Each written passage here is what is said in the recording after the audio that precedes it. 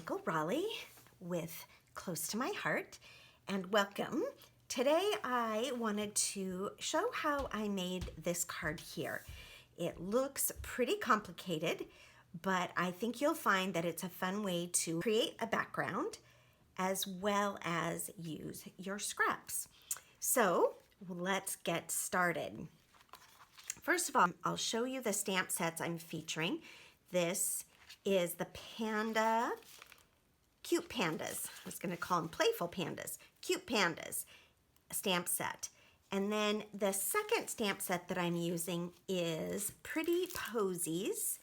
And this one also comes with thin cuts. So you could, this one, the Panda one does not.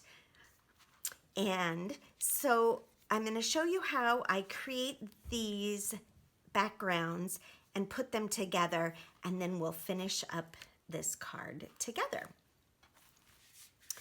So here is how I created the background. The first thing I did was I took a white strip of paper. Hopefully you can see that here. This is 12 inches long, and I cut it at 2 1/8 inches. Now don't be scared by that 1/8 of an inch, but it is important. So when you are looking at your cutter, and everyone's cutter's a little bit different, the 1/8 of an inch on my cutter is this line right here. So it's in between the 2 and the 2 1/4. These strips are just 1/2 inch strips, and I've cut them out of my scraps, also using that same paper trimmer. And what I would say is a lot of times when you are cutting and you put something in your paper trimmer, let's see if I can demonstrate this. I'm going to use bright red. Hopefully that will be something that you can see. When you cut, say at 2 inches, you can put your 2 inches just to the side of the black line. You can put it on top of the black line, so just a little bit of it is showing, or you can put it just over the black line. Now in this case, it matters. Often it doesn't matter, but because we're trying to get strips that are the same size, you really want to pay attention to that.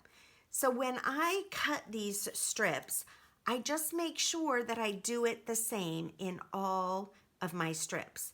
And for this one, to do the 1/2 inch, I'm using this 1/2 inch mark here. I came just so I could see the black line. So I'm right up to the edge of the black line. I'm not on or over the black line in any way. And when I cut my strips, I cut them all that way so that they're all exactly the same size. A little picky, but I feel like that will give you some success when you're putting this together. The next step is I glued on my first 1/2 inch strip here, and then I glued on a 1/2 inch strip over here. And then I placed these 2 1/2 inch strips, and truly there is just what I call a fingernail width in between these. So just enough white space to show, but not enough that you're really going to have a big difference in there. Okay? So that is how you get started with this. Then, because my cutter is 2 1/8, or my strip is 2 1/8, I want to create these squares at 2 1/8. And if I look at this and I remember where I cut, again, I can see that black line. I'm not over it, I'm right next to it. And that also just helps you get your piece square. I'm going to cut these into my pieces and just keep moving this along. And this is something, there is a little bit of accuracy required, but it's not that hard if you're paying attention. to what you're creating. Now, because they're 2 1/8, I'm gonna get 5 out of my 12-inch strip. Okay, I have also, it takes at least 1.5, probably full 2-inch strips. So these are the other ones that I have made before I came on camera here. Now, using those, I'm gonna pull out here my card base. And now I'm gonna build on my card base, and you can do this a couple of different ways. You can cover your full card base with adhesive if you like, or you can just put adhesive. Because these are bigger pieces, I felt like I could just put the adhesive right on the piece here. Now I wanted these to be going in as much of a right angle as I could, or a 45-degree angle as I could. So I'm gonna start right here, and let's just see how this goes. I'm gonna put this here, and with my best estimate, again, this part doesn't have to be super accurate, I'm gonna put my first square in there. And then as I went around, my next square I rotated so that my blues touch but aren't next to each other. That makes sense. They kind of create an angle just like that. Okay. Now I took another one here, and I'm not, oops, I didn't do this quite right. I do want a little tiny bit of white space in between those two. So again, it's kind of just your fingernail. You can run your fingernail barely in between there. Now I'm gonna take this one, and I want it to come in this direction. Again, gonna leave a little bit of white space in there. And then this final one,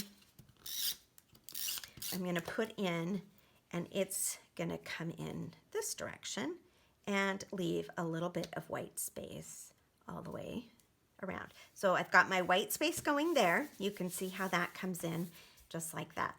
That you have this kind of based diamond shape going with your other pieces, you just want to keep adding, and this is where you might want to just put tape on the paper itself or on the card base. And I really was trying to be careful to just have a little bit of a pattern. You're not going to see it if it gets messed up as you're putting things on and as you have pieces available. That's okay. But I just kept going and added pieces as I went along. Now I'm going to just repeat the pattern. So the blue was there, so I'm going to bring this blue right here. Okay. And then let's see. I don't want that blue there. Did I not repeat my pattern? I think I did not repeat my pattern. Let's do this and repeat this pattern. It's really not critical. I didn't on this if you look at it closely, because once you start pulling these pieces apart, you're not really going to be able to tell. See there? I don't quite have it, but I'm going to go with the blue right here. Okay. Now, I still have some open spaces here, but I know that if I flip this over, I've stuck it to my mat, I have a lot of extra pieces here that I can use. So I'm going to take my scissors, and I'm going to cut right along the edge of this card using the edge. Oops, I didn't get enough tape on that one. Let's go back to that, and let's reposition that. How is that positioned so that my, because I was cutting along the edge, correct? There we go. This is how it was. Silly how that turned out. Okay, now back to cutting right along the edge. Let's go back to that.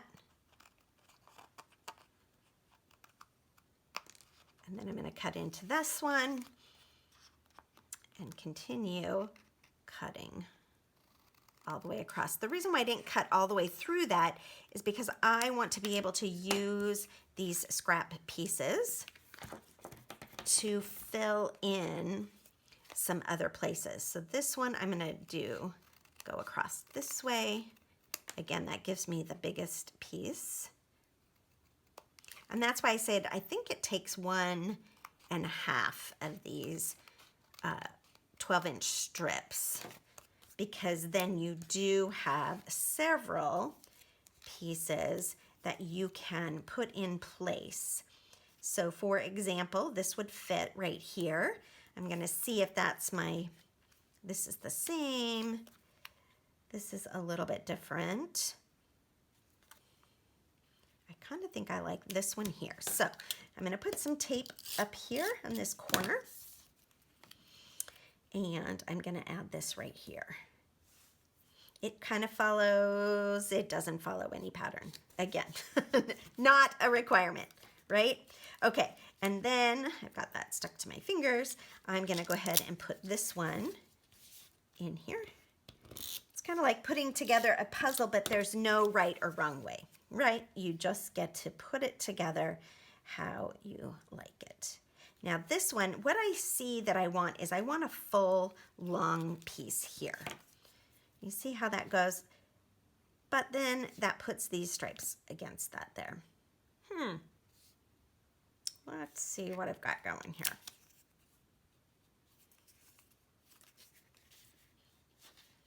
Okay, I think I'm deciding that this is gonna be the best way to put this right here.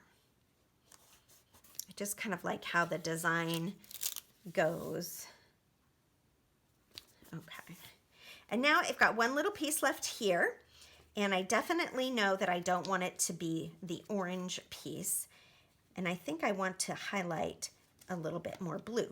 Okay, what you saw there is me dropping that on the floor and running out of tape. Okay, so here we go. Back to putting this little blue piece right on there. Okay, and just as we did before, I'm gonna pick this up, and now I'm gonna trim my pieces. And if you're making more than one card like this, you could definitely save these pieces, because you might find, if you're using the same colors and the same pattern, that you have enough to make another card and fill in those patterned pieces. And I've got a little bit right here that I'm going to remove. And that is how I created that pattern. So when I very first look at this, it looks really busy and very overwhelming. But what is great about it is we have a focal point with the panda, and that just draws your eye in. And that's why, well, I chose the black matte one, because black kind of, again, helps your eye to be drawn in. And it also goes with the panda color. Now this is our green apple color. That's the green that I used in there. And this is gonna be just a little small mat you can see in this area.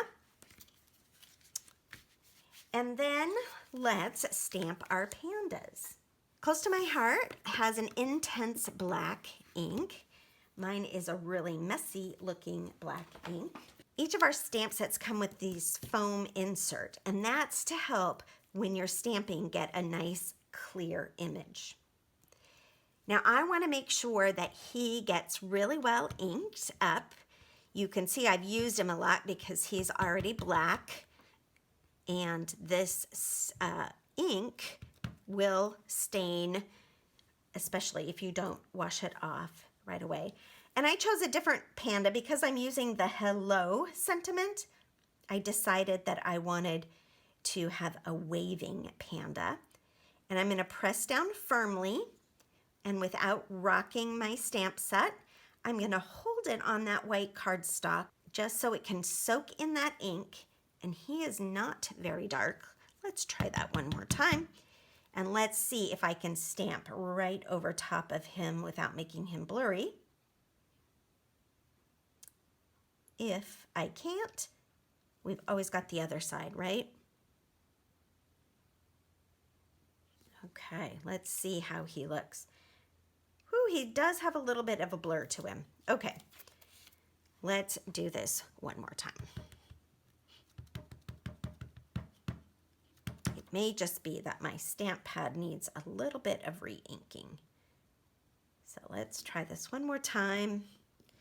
Give this a really good amount of time. And I'm rubbing over top of him, but I'm not rocking this block. He's a little bit better. I like that. Okay, and then I have my hello. I'm gonna do that in this ink as well.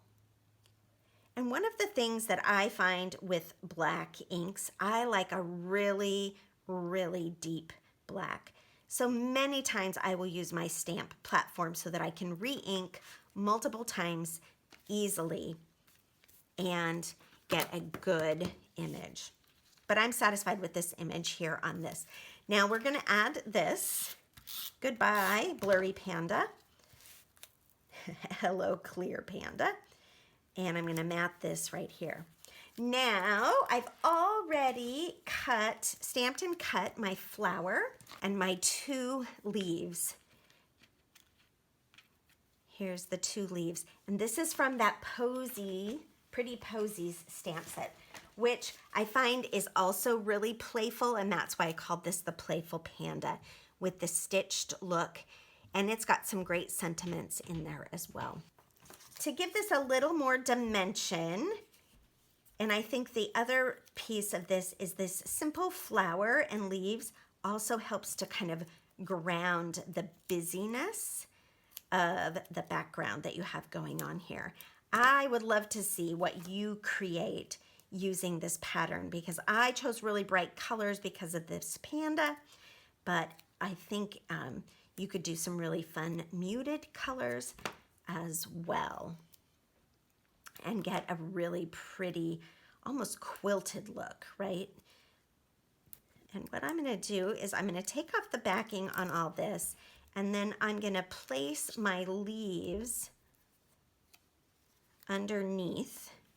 I'm gonna figure out how I want this. I think I kind of want it like this. And then I'm gonna add these leaves so they're underneath and they're hooked onto that foam tape already positioned. I may not even need any, extra adhesive, except for I pulled that off with my finger. Okay, there we go. So there is my little flower. And again, just using that on the corner here, that helps ground it all together. The colors that I used to create this card are Capri. This is the light side of Nectarine. This is the regular side of Green Apple. And this is the light side of Lemonade. And we have dots that match our different paper colors. So I'm gonna pull out the orange and yellow dots. And to put a center inside of my flower, I've got the green and the orange happening here. So I am gonna pull out one of the medium yellow dots or lemonade dots and add that to the middle of my flower. Now there is my complete card. Hello, Panda. And I hope you've enjoyed watching this video and learned how to create a background like this using your scraps. Please subscribe, share this video, and comment below. And I would love to see if you create a card using this method. Feel free to message it to me. Thank you.